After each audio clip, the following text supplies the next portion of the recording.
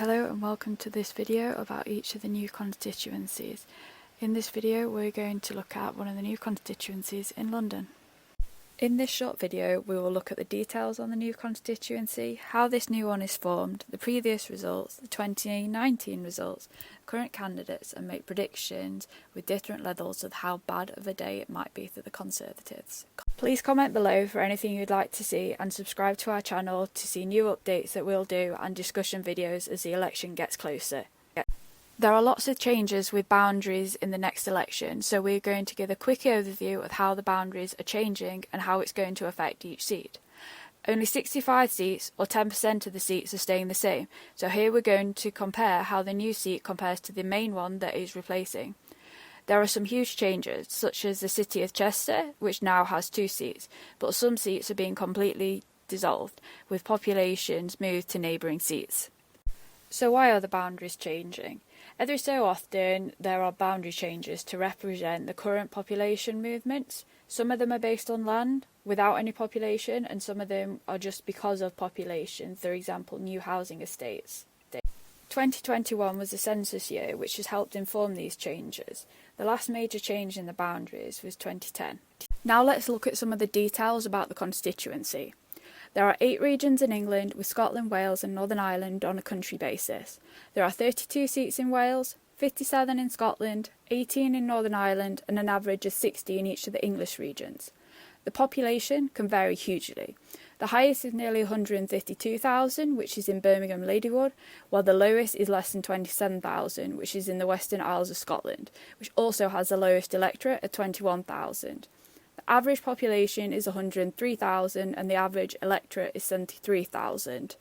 The largest area is the most northerly mainland seat, which is Caithness, which is nearly 12,000 kilometres squared, or approximately 100 times the size of Manchester. The average is 380, while the smallest is only 6.8. The average percentage of the 16 to 49-year-olds is 41%, with the highest in Leeds Central and the lowest in North Norfolk, which also has the highest 65+. The average 65+ is 38%, with the minimum at 15%, which is in the area around Canary Wharf. Density averages nearly 1,400, with the highest in Bethnal Green and the lowest in Caithness. This constituency has a boundary change. There is a boundary change here, but it hasn't taken in any more areas. When we're looking at the winner in 2019, it's a bit more relevant to the seats that are now made up from multiple old seats. Nevertheless, this is the result from 2019, with the winner and whether the seat was held or it changed. Here are the winning party and those that came second, and also the majority. The size of the majority is key when considering how this seat might change. Maybe not so much when there's a big Labour majority or Lib Dems, but for pretty much any Conservative seat, it's possibly not considered safe, bar a very extreme few. The same for the SNP. Some of these are really up for grabs, particularly for Labour and the Lib Dems.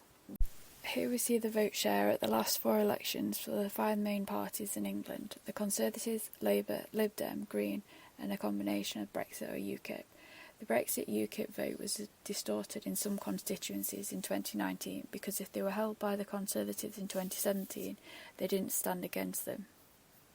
Nevertheless, we can see the changes that occurred throughout the different elections.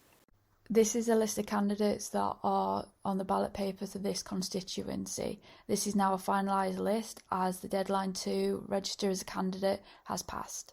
In these forecasts, we expect the seat to remain the same. Thank you for watching this video. We hope you learned a lot about the new constituencies. Please subscribe to our YouTube channel, follow us on Instagram and Twitter.